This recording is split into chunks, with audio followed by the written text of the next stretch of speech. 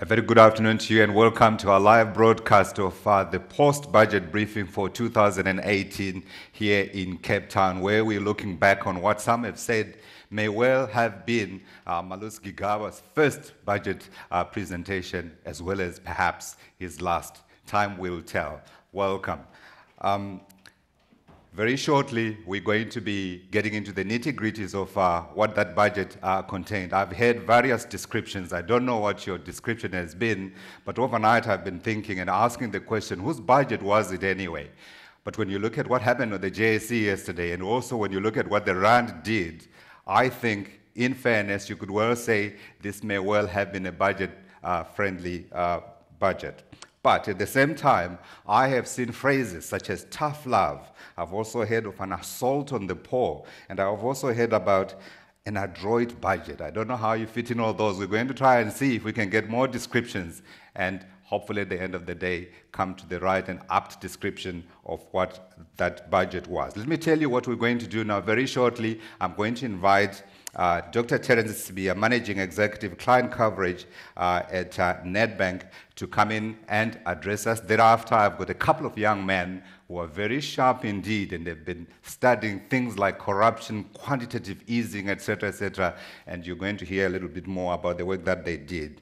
After that, we get into the budget debate itself, and I've got some economists with me, as well as people who helped put together that budget to help understand. And then we'll close out with an address from Joel Bayepi, Director, Governance, Regulatory and Corporate Affairs here at Old Mutual. And then I'll say goodbye. But before we do that, let's all welcome Dr. Terrence Lee.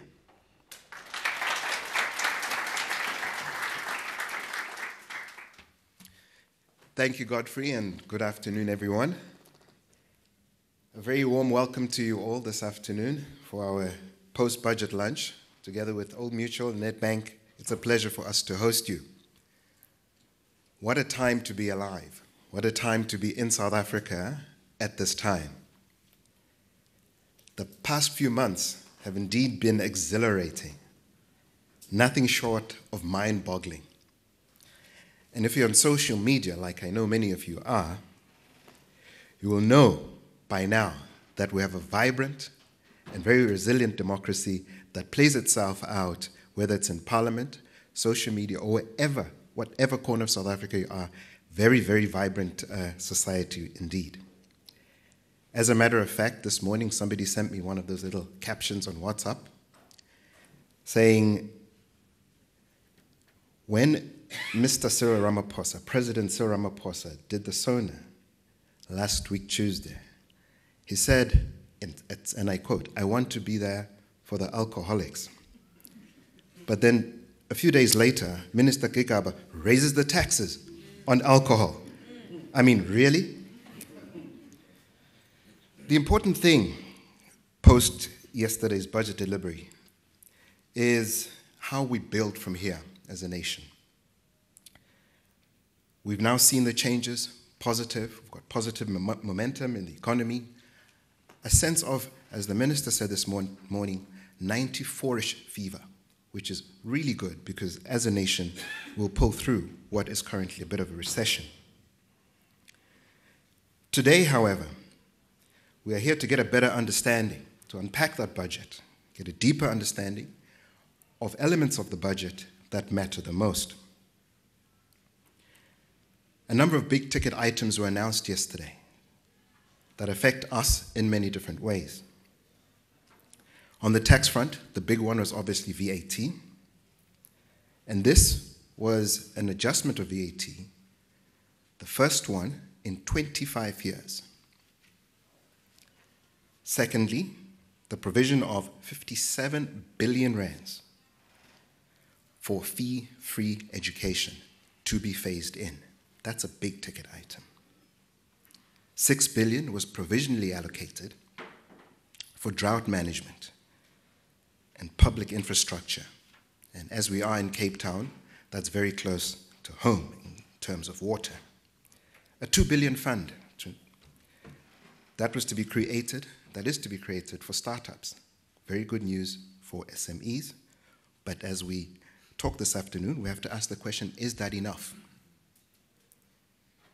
And the big item elephant in the room, was the reform of state-owned enterprises. In our view, in my view, unless we fix the state-owned enterprises, which are catalysts in most economies for growth, we'll continue to suffer a leaking bucket. Those are some of the big key items that I took out of the budget that I hope we'll unpack this afternoon. We also celebrated yesterday evening, at the Old Mutual Budget Speech Competition, the dinner, the annual dinner. And we had some amazing, amazing young South Africans who had entered the competition and had presented essays that were nothing short of high quality. However, there had to be some winners. And last night, we celebrated Kaelihle Madloba from the University of Zululand and Benjamin McGraw from Wits University, who both walked away with prizes, the top prizes for the undergraduate and postgraduate categories, respectively.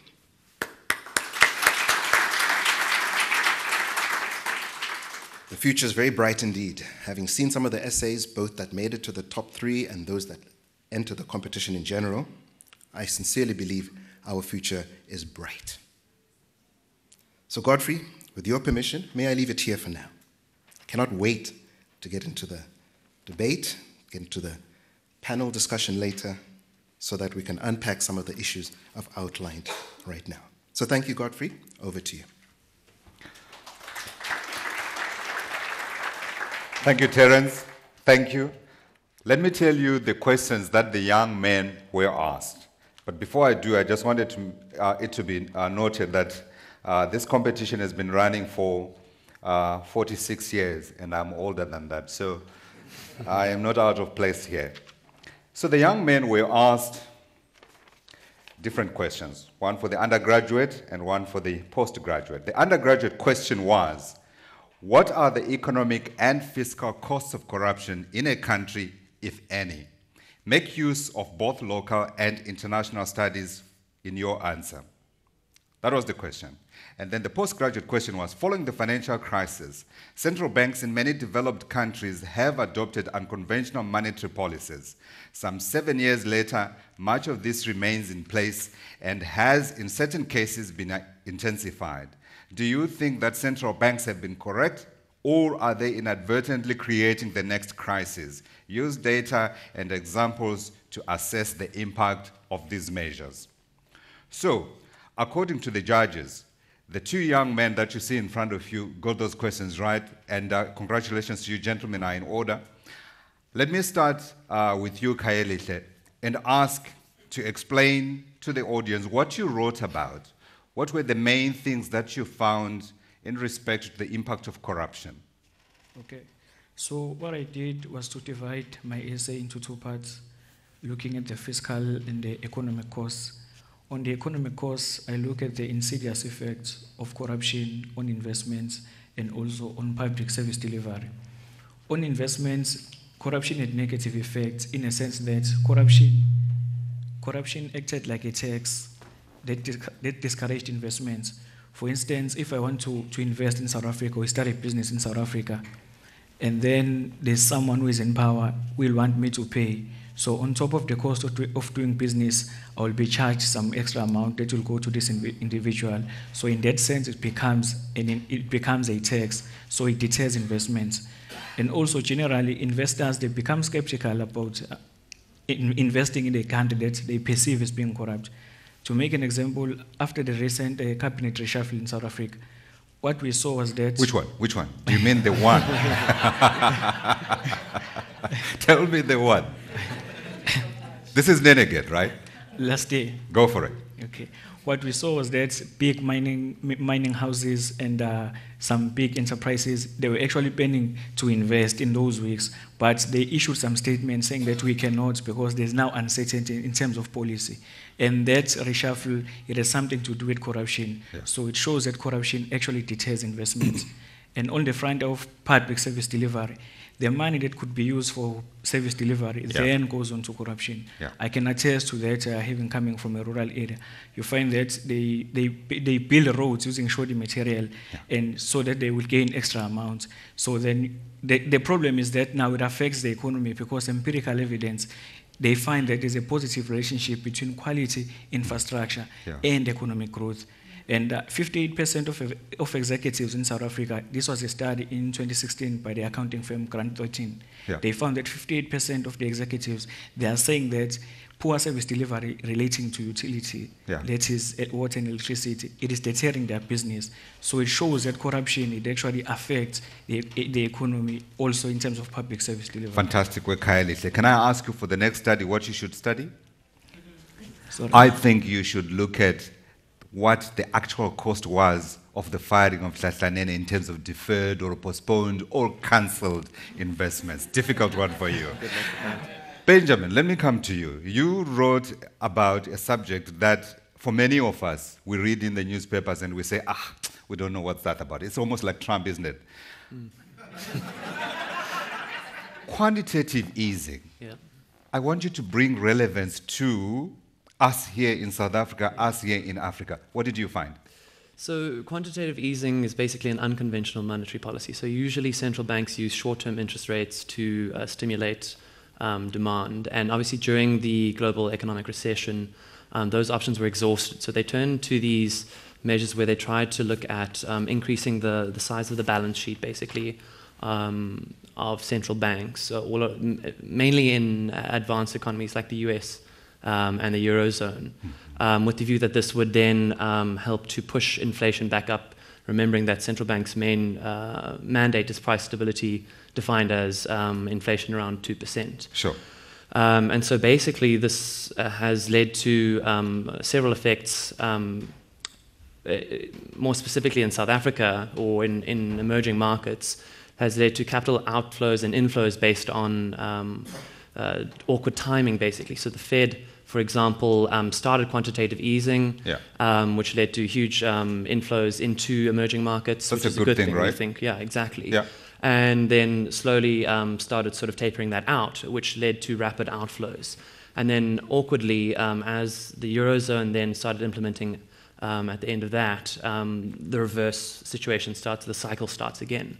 And so you've got a situation where the financial markets in emerging markets like South Africa are, on top of the economic recession that they're enduring, are going through a lot more added volatility as a result. Yeah. Would you say net, that impact would have been negative or positive? Which way would you call it? I reckon probably negative on the whole. If you look at specifically with Brazil, Dilma Rousseff even coined this a monetary tsunami. Just because of the sheer volatility. There's enough volatility in emerging markets as it is. That's being imported from advanced economies just makes that even worse. I heard someone use the description wall of money that attacked emerging markets and, as you were saying, destabilizing emerging markets. When you look at it, with the benefit of hindsight, obviously now, because we're seeing that money going back to the US, etc., is there something in there for emerging markets, central banks to perhaps tap into? Would it be advisable to tell Governor Kganyago that perhaps QE, if the situation in South Africa deteriorated, would be an option, never mind the minister? I think the evidence for it is mixed, and to be honest, I think there isn't evidence that it's been effective in restabilizing towards the inflation mandate. And so I think he'd have to be very, very cautious. I think before he does that, he's got to think about exhausting the conventional measures, which are short-term interest rates. And South Africa's is always sitting in excess of 6%. So he's got a lot of room before he has to even start thinking about that. Absolutely. I hope the minister is listening. And I also hope the governor is listening, because importantly, people are saying, if you look at it, inflation is coming down, the rand is strong, interest rates got to come down. Should we go hashtag rates must fall? Maybe. You got to think about inflation as well. Benjamin, thank you. Kaelise, thank you. And congratulations on your work. Thank you, gentlemen. Thank you.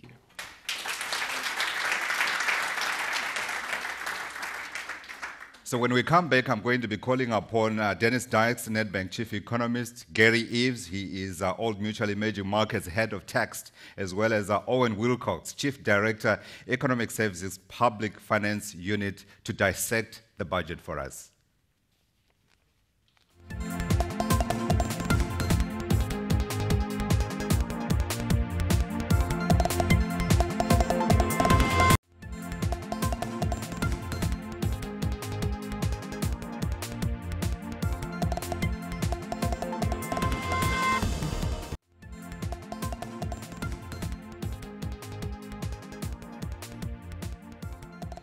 You're watching a live broadcast of the budget of 2018 that we hope will be dissected by my panelists here tonight.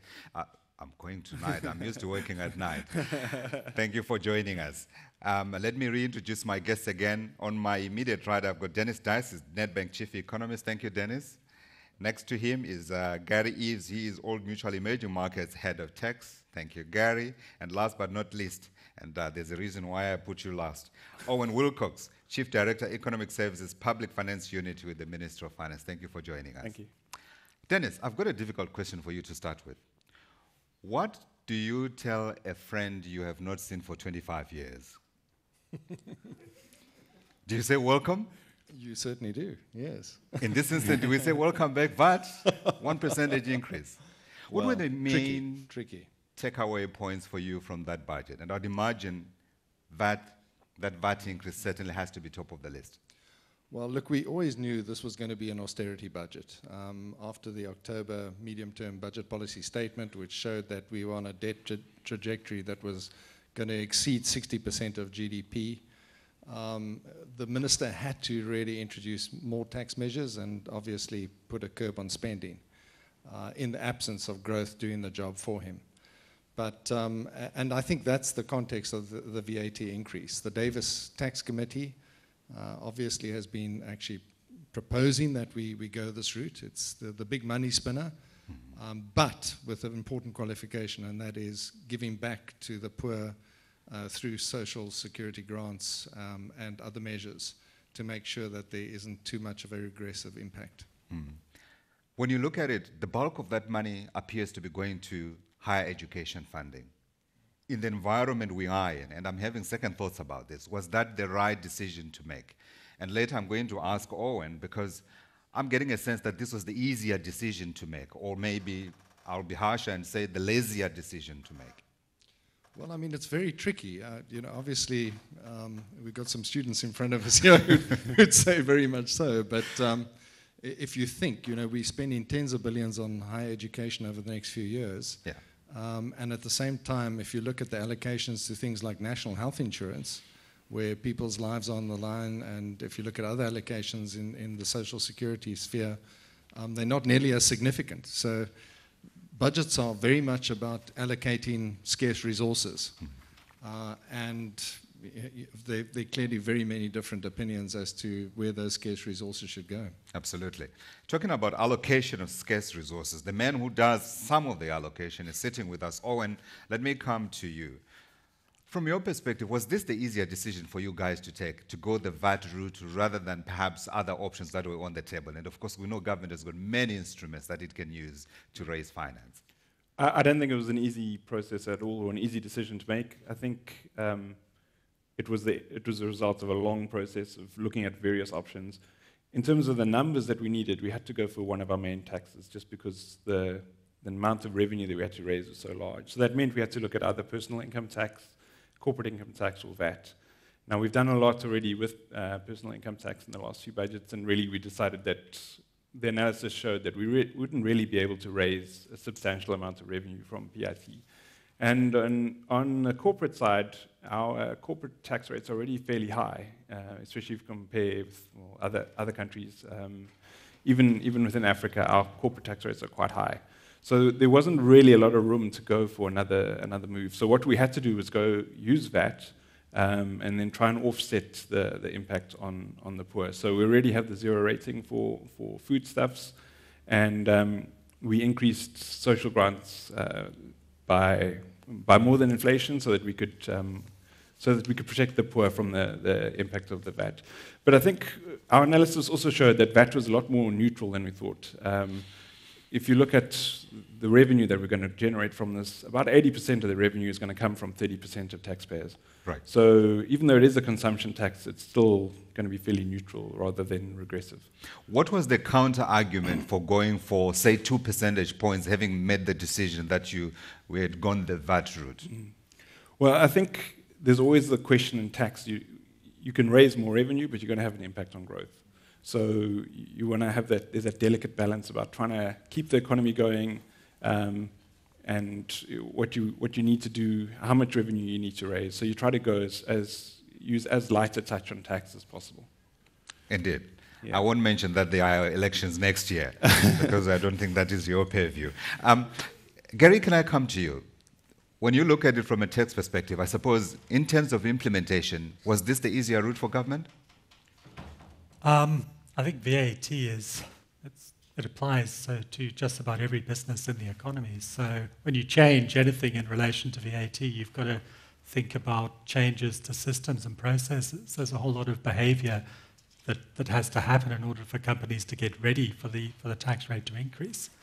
So I think that's why we're given until the 1st of April for the new rate to actually kick in.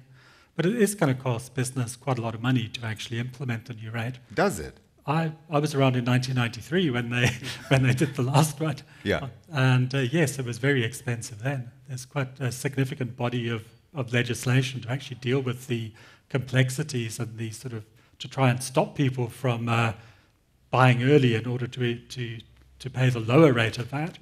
So there's quite a lot of complexity from a legal perspective and also from the perspective of system development. I know that certainly in the financial services industry, it's quite a big thing. Can I come to you, Dennis? When you look at that budget, I think one of the positives was that you had a continuation, if you like, from the State of the Nation address by President Cyril Ramaphosa into that budget. When you look through the major themes that were covered by that budget and some of the major themes that the President covered in the State of the Nation address, do you see continuity, and do you see it laying the basis for the growth that the country so desperately needs? And how important is it for that growth to come through? What are the risks if those forecasts that we have do not come through? Yeah, look, budgets are all about growth. I did an exercise that if we had 1% extra growth each year since 2014 through to the 2021 year, the budget deficit, instead of the projected 3.5, 3.6, would be around about 1.4% at the end of the year. That's Wow. just simply growth. So no additional tax measures or spending cuts or anything like that. Now you're making me think, so why are we talking about all these other things? Why don't we just talk about growth and just focus on growth? We solve all these other problems. Absolutely. And that's just 1%, and this economy should be growing by another 2% at least, you know. If you look at other emerging market economies, I estimate certainly since 2014, as a result of the policy environment, the toxic political environment, we've probably lost about R500 billion on GDP. Sure. Now, if you take 30% of R500 billion, you know, that's already a considerable amount of tax revenue. We could have actually paid for Madupi cash. Wow. To put it in perspective. So, you know, that's kind of like the things that you have to think of. So it's enormously important that the economy is growing. If you're growing quickly, Yeah. you can spend more on social services. Things like national health become a lot more feasible.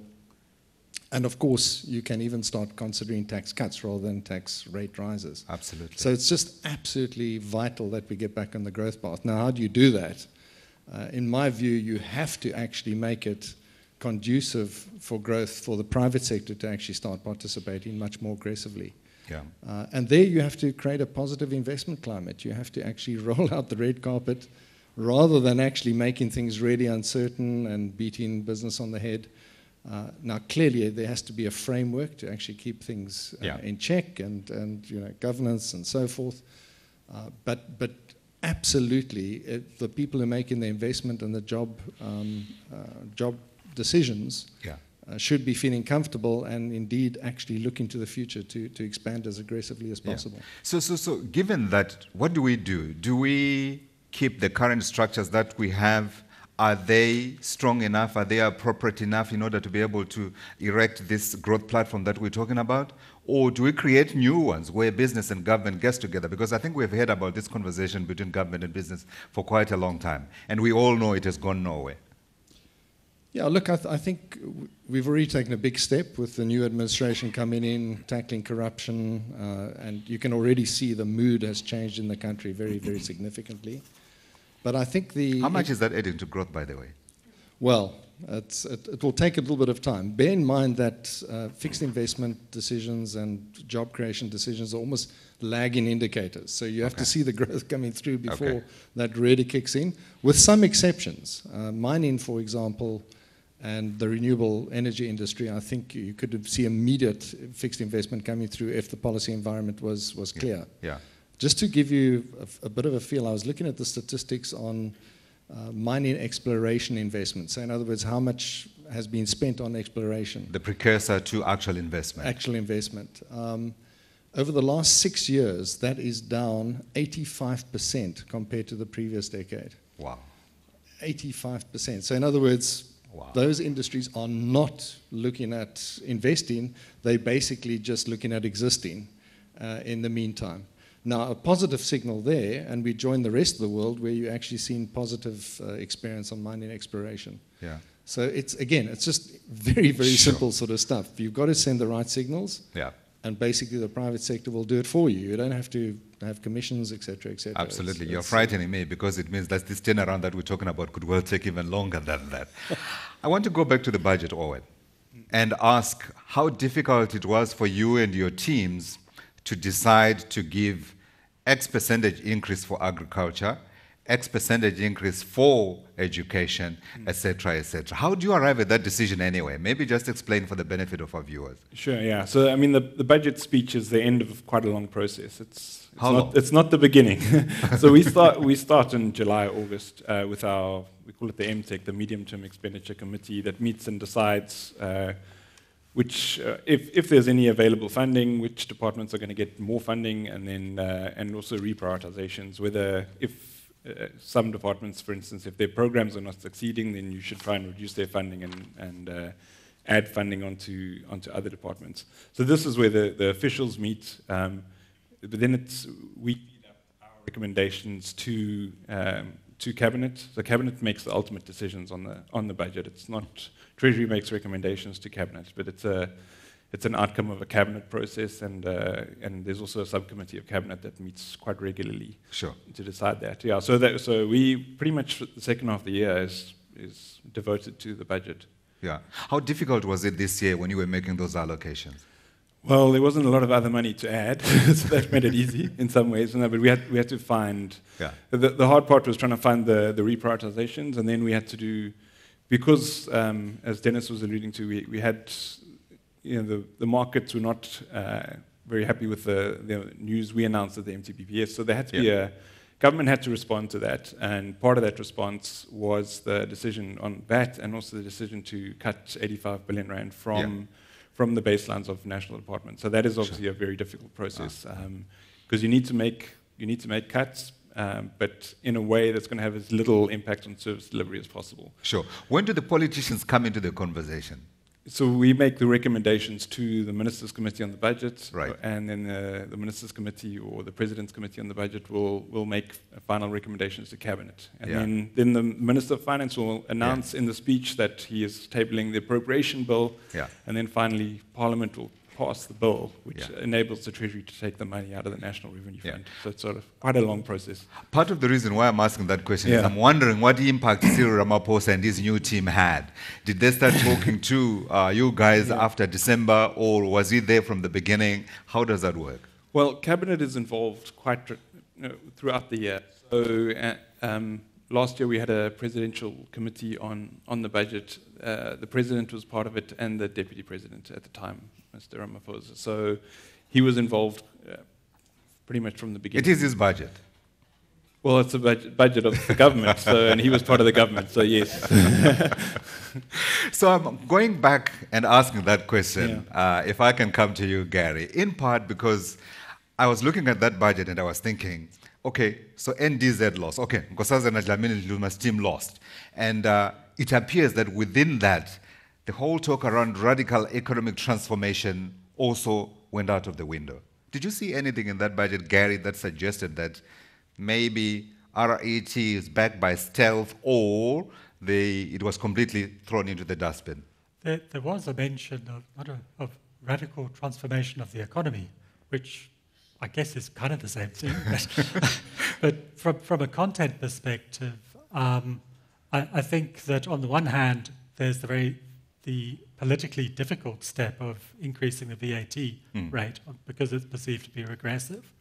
On the other hand, you see an increase in estate duty, in particular for people who have estates of greater than 30 million rand. So there's an increase in the tax rate to 30%, which is, it's a significant increase in rate. But when you look at the budget, the amount of revenue that they intend to raise from that is only 150 million rand. Sure. Which in fiscal terms is really more of a token. So I think there's been a lot of attention paid to demonstrating that the budget can be used as a tool for redistribution of wealth. Yeah. As another example, there has been some credit given for inflation, but it's been restricted only to lower income earners. The people earning relatively more income are getting no relief for the effects of inflation, which again is part of the sort of redistribution process, which I believe is totally appropriate in an economy where there is a significant spread of wealth is disproportionately spread. Yeah. And what we also saw in that budget, do you want to add to that? I was going to say what we also saw in that budget was that the last three brackets where the top earners are, saw very little in terms of protection from inflation. Yeah, there really was nothing this year. And last year there was an increase. The top rate moved from 41 to 45%, but for income in excess of 1.5 million rand. Let's face it, for many people, that's highly aspirational. Yeah. Yeah. Dennis, we need to talk about the other elephant in the room. I don't know, maybe it could be a goat or it could be something else, but we've got to talk about the state-owned enterprises and the thinking behind it. And I think you want to add to that as well, Owen. Did you see in that budget a serious attempt at addressing the huge leakage that we have seen from state-owned enterprises? Read Eskom, read SAA, read SABC, etc., etc. Yes, well, look, I mean, clearly we even saw it before the budget with the changing in boards and so forth and top executive management at Eskom, for example. So we've already seen moves like that. But so far, it's almost like the patient has been wheeled into ICU and stabilized. But to really actually... In other words, the patient is still dying. Yeah. But you really want the patient to be up and running marathons again. And that's going to be massively more difficult. Clearly you can get rid of corruption and excess spending and so forth. But fundamentally, what's happened in an institution like Eskom is they've vastly overspent on capital projects. They've vastly over-exceeded time spent on executing these projects. So that capital is sitting dormant. At the same time, you're paying interest on it. So, I mean, you don't have to be an accountant to work out that if you spent 300 billion on something and you're getting no income, but you're paying interest on it, it's going to be a very expensive exercise. That's true. So, fundamentally, those assets need to be restructured in some other way. You have to actually possibly chop up the institution. Are you being kind in avoiding the word privatization? Well, I think that there could be elements of privatization. So, for example, what was proposed by government in actual fact some years ago was that we were going to actually have distribution and transmission separate to generation. I think that was absolutely the right model. Then you could actually split it up and actually work out what was contributing and what was actually running us backwards. Yeah. And I think ultimately we're going to have to go that route once again, because any sort of overspending on those institutions comes directly back to the taxpayer in one way or another. Yeah. Even if the PIC steps in and basically swaps debt for equity, ultimately the pensioners are going to get less because they're not going to get any decent return on that equity. and ultimately the government will have to actually pay into the Yeah. fund if that fails as a strategy. So there are no easy ways out of No, this. no, You've got no. very poor assets, vast over expenditure, and it has to all be addressed. It has to be looked at very critically. Yeah. I'm reminded of the joke that used to do the rounds years ago, where it went something along the lines. Eskom is the only company in the world which encourages its consumers or its customers not to buy more from it. Now we're in a situation where Eskom needs customers to buy more, but it would rather actually they were buying at lower prices because that would enable them to buy more because now it's sitting with the excess capacity. No win situation. Gary, from your perspective, are you guys doing enough work around those parastatals? I did note from the budget yesterday that you said there would be no capital injections that would in any way change the ceilings for the budget deficit. How does that work? What will you do? Where will you manufacture the money from? QE? Where is he? Benjamin? I don't think we're going to have QE, and I think everyone can be very satisfied that the governor would never ever indulge in QE. So in terms of, we've identified assets that we said government would need to sell if there was any need for capital injection. The principle that we've adopted is that it would be fiscally neutral.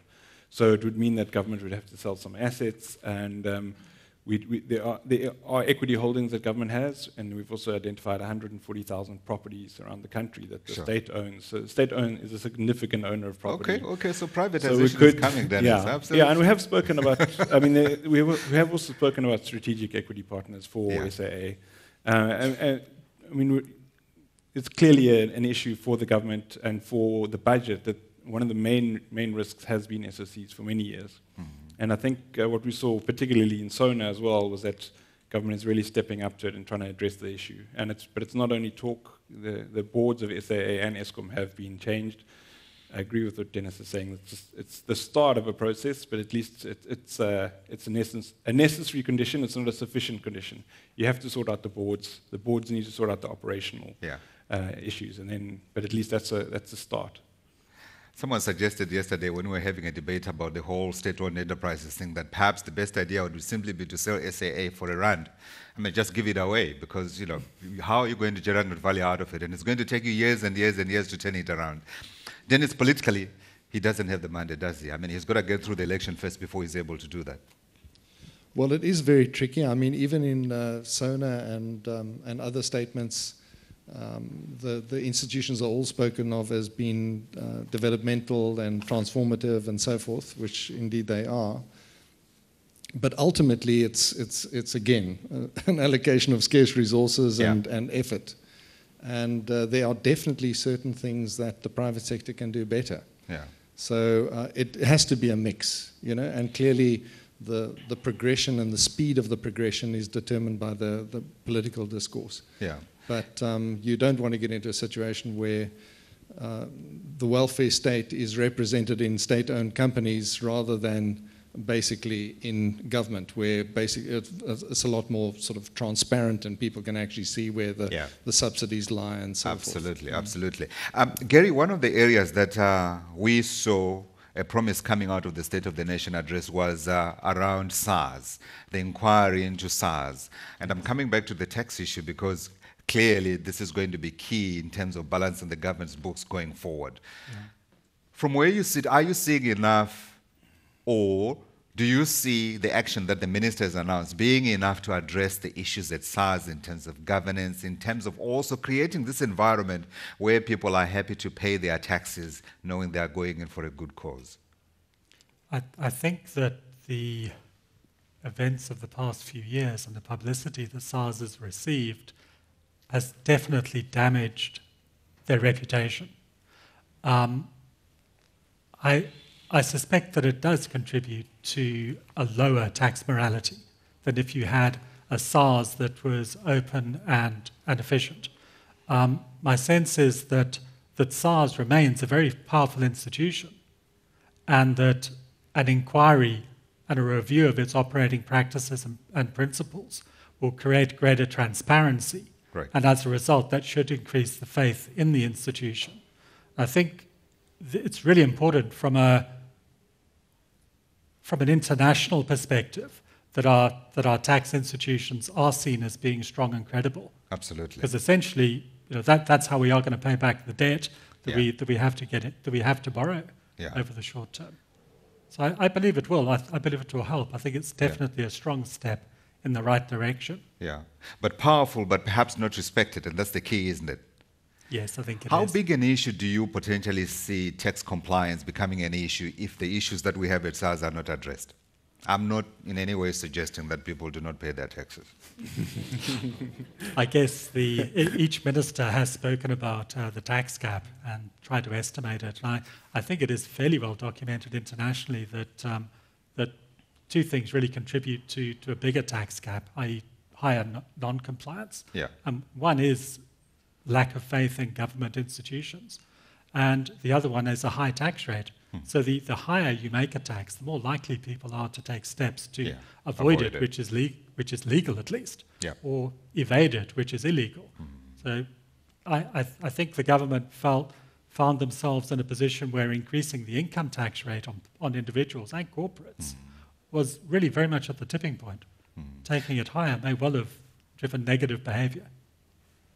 It's still not that bad, I have to say. One of the countries I cover in Africa, no names, 80% of government employees don't pay as you earn. I think I know the country that you're talking about.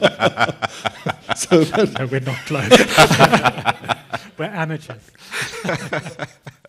Okay, so Cyril Ramaphosa in his State of the Nation address talked about job creation, and we know job creation is the big issue that this country faces. 38% or 36% unemployment, and I prefer to use that standard rather than the other narrower one, because, I mean, someone who hasn't a job hasn't a job. The fact that they've given up because they are discouraged doesn't change anything. They are unemployed. Did you see in that budget, and I want everybody to contribute in this one, and I want you from your perspective, Owen, in particular, to mention what you guys did in terms of funding SMMEs. Did you see evidence that the government understands, one, that the private sector needs to create jobs and has the capacity to create jobs and is the one to create jobs, and secondly, that its role is to create that environment? Yes, look, I mean, there are funds and there are various incentives that are available, but the bottom line is you need to have a regulatory and a policy environment that actually encourages that. So, you know, I really think the broader environment is so much more important than basically the intricacies of incentives and subsidies and so forth. And I think we're going to be moving more in that direction. That's certainly my hope, and it certainly seems to be what the business sector is starting to believe. Sure. Gary?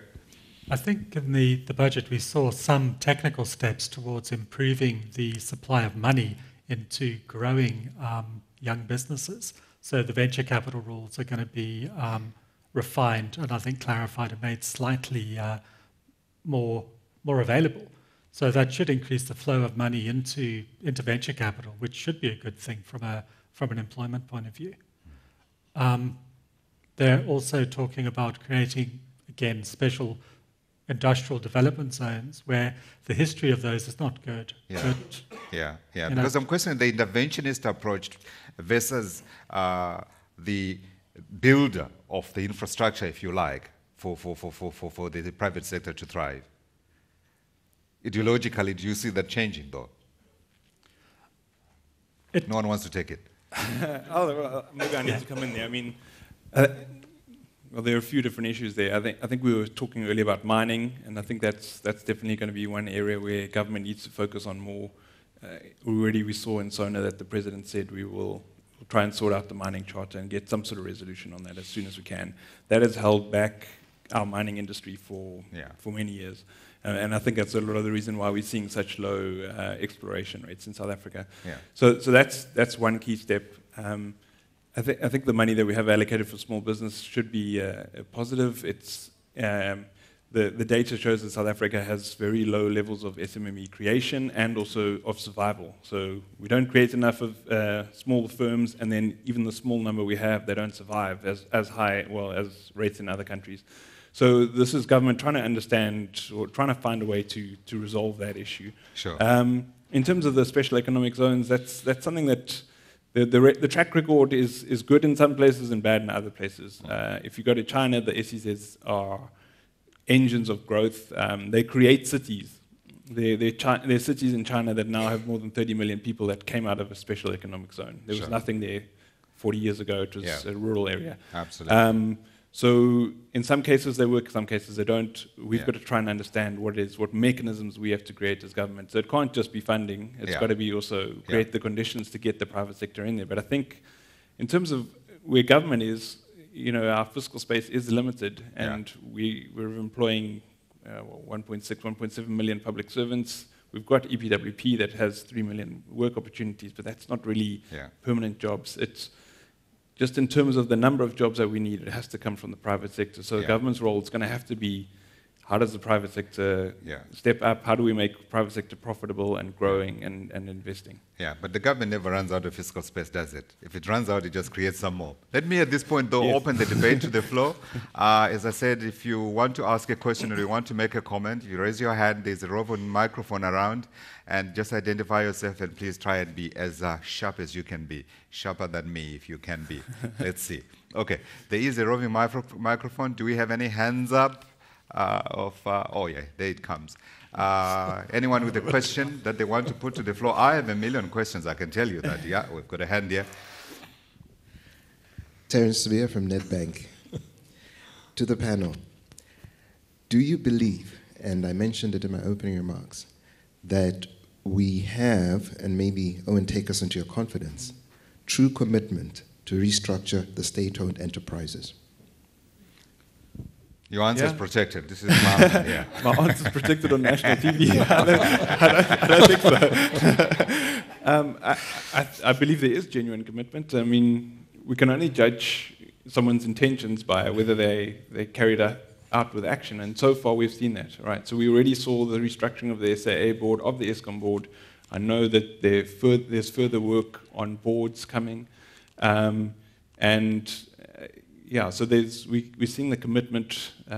The president and the minister both they both made commitments in public speeches that they would try to restructure the boards, the state-owned companies. So I think there's definitely more appetite for that than there has been in some time. Okay, there's another question here. Do I have to stand up? Yes. Tendaj Guida from Old Mutual. Maybe to all the panelists, I saw in terms of the forecast for the economic growth, in particular, the increase in exports. Just lift the microphone to your mouth. In particular, the increase in exports over 2018, 2019 to 2021. There is some dependence. I think we're talking 4 to 5% per annum in exports going forward. Given what's happening with the central banks overseas reducing quantitative easing, with potential dependence on economic performance of the international performance, what is the impact of that on the budget and the forecast going forward? And do we have leg room to negotiate if those exports don't come through? So potentially the economic. No, we can get the internal guy first to answer, and then we get an independent evaluation of it from here. Well, look, the reason why those advanced economy central banks are withdrawing their support is because their economies are growing. They're getting towards full employment. The US is at full employment. The EU economy is starting to pick up. So it's not I still see that as a very positive development. It's the first time in a long time that all the major economies in the world are growing rapidly. And that obviously has big impact for us. It has an impact on our commodity prices as well, which makes up a huge amount of our exports. So I don't really see withdrawal of monetary stimulus being an issue. It's actually a sign that everything is positive. Yeah, Dennis? Yeah, I think that's right. They wouldn't be getting rid of quantitative easing unless basically things were starting to look a lot better and they can start normalizing the situation. So certainly our forecasts are similar. I didn't see anything extraordinary in those figures. And bear in mind, if we get the mining story right, that will add another further boost to basically export demand. But it'll take a while. It will take a little bit of a while, but given the state of the global economy, we should be exporting at least at those sort of rates. people will also say, well, you know, what about the exchange rate? Now it's quite a bit stronger. Yeah. But in our analysis, anything that we've run tests on, it's not so much a function of the exchange rate, it's a function of global growth. So I think that's the important thing. Yeah, not politically correct on a Nedbank or Old Mutual platform, but I saw Citigroup saying we've got probably another year or so of this global boom that we've seen around the commodities to try and get it right. Okay, some more questions we can take? Yes, there's a lady at the back. Where's our microphone? Can it race right there and make sure the lady can ask a question? Anyone else? So we know where to take the microphone next after the lady. We can take a couple more questions. I've got a question that's on my lips, and I just can't wait to ask it. Okay, go for it, lady. I'd just like to ask around just from the panel's view, the focus is on growth, radical economic growth, focusing around creating job creations, and also helping small businesses establish themselves. Was it the right decision for government to increase VAT? When there is a focus on helping people establish themselves. Just some views around that, please. Sure. Who wants to take it? You can take it. Go. Sorry. Okay, let's go through. Okay. I guess small businesses are that if you have income of less than R1 million a year, then you don't register for VAT, which provides a degree of sort of economic advantage, really. So in a sense, it's really neutral from a perspective of small business. Similarly, the salary bills don't carry VAT. So even for financial institutions, taking on extra labor, for example, doesn't increase the VAT cost. So I don't think it is entirely contradictory. I think it's more important that they're freeing up money for small businesses. Now, the promise to actually pay suppliers by the government was quite telling and very important. Yeah, I was just going to say, I think the difficult thing is that government needs the revenue from somewhere. So almost anything it does is going to raise the tax burden and eat into disposable incomes and make the demand side weak. But fundamentally, it had to actually address the deficit, which was basically staying at very high levels and stable levels going forward. So there's you can either cut back on expenditure, which they've tried to do, or raise taxes. So it's not ideal. Ideally, we'd like to be cutting tax rates, boosting, incomes like we saw during the 2000s. That was a really good period for consumers. So it's a contradiction in the short term, but I think it will lead to more positive things, including hopefully lower interest rates. Yeah, I think that's right. I mean, it was not a decision that was lightly taken. It was a difficult decision to take.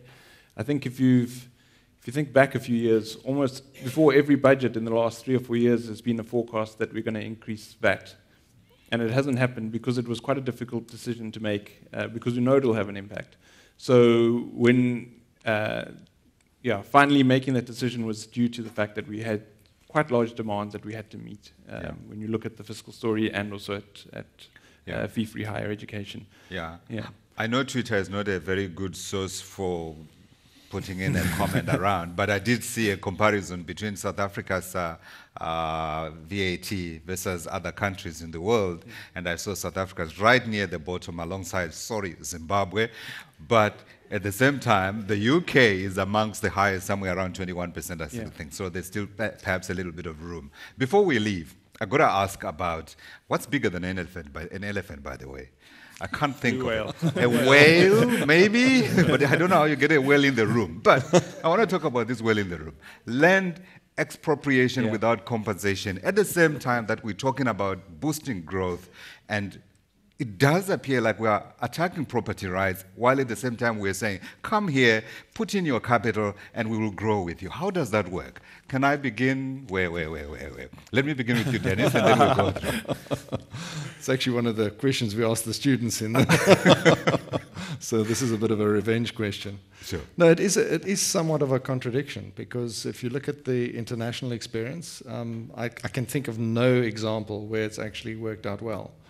So now I think the response from the government or the ANC is that this will be done in a way that actually doesn't damage agricultural production and so forth.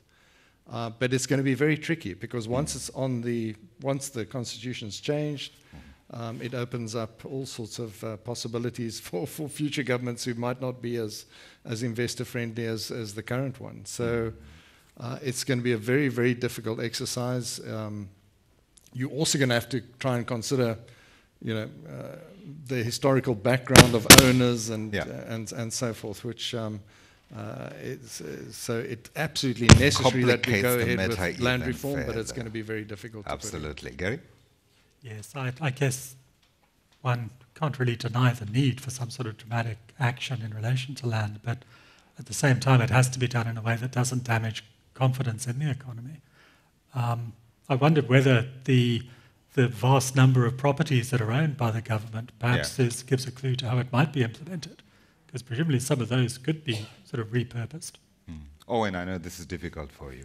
It's not really. I think, so the president was very clear when he said that land reform will be carried out in a way that's not going to damage agricultural production or have any negative impact on food security. Yeah. So I think we need to understand firstly that those are the principles he's outlined, and any mechanism that government designs will follow those principles. So it clearly, when you have those principles from the start, it rules out any sort of Zimbabwean scenario. I mean, but I do think that, firstly, I think the land reform has got a seriously bad reputation following what happened in Zimbabwe, but there are many other countries that have carried out very successful land reforms. Unfortunately, if you have to keep on using the example of East Asia, they carried out land reform that transferred land from large owners of land to poor people, gave them poor people assets, but it also enabled, because the poor received those assets, they farmed the land much more intensively. In some cases, you ended up with yields going up by 3 times. Yeah. So if land reform is carried out properly, you can actually see improvements in equity and also improvements in agricultural output. Okay, we haven't managed to do that yet. I think we're still trying to optimize our mechanism. We haven't, but it's something that we need to do. But I don't think it's something we should be scared of. It has happened in many countries, and I think we are very aware of the poor example from Zimbabwe. And we need to make sure that we don't follow that same path. Absolutely. Well, this country can't be afraid of anything, because with the Mandela miracle, right? Yes. We can also have the Cyril Ramaphosa miracle. Thank you very much to my guests. Let me at this stage call upon Joel Bayepi, Director, Governance, Regulatory and Corporate Affairs here at Old Mutual, to address us before we come back and we close. Thanks, Godfrey. I don't know why you refer to this thing as an address. You briefed me earlier to say I will say thank you to the participants, thank you to the people, thank you to the team that put this together, so that you can happily close. But for us at Old Mutual, this event has always been about the students. So to Kayalihle Madlopa from the University of Zululand, which some of us are old enough to remember that it is called Ongoye, and Benjamin McCraw from Wits, you're an example of what we would like to see this program throw up. And to Mr. Dennis Dykes, I hope you've set the right example and have not put these young men off this profession. It is the reason that we get involved in these projects. It's the reason that we create, together with our partner Nedbank, these platforms, so that we can showcase what happens when you put some support behind the right projects. And for that and with that, that's all about that. Thank you, Godfrey.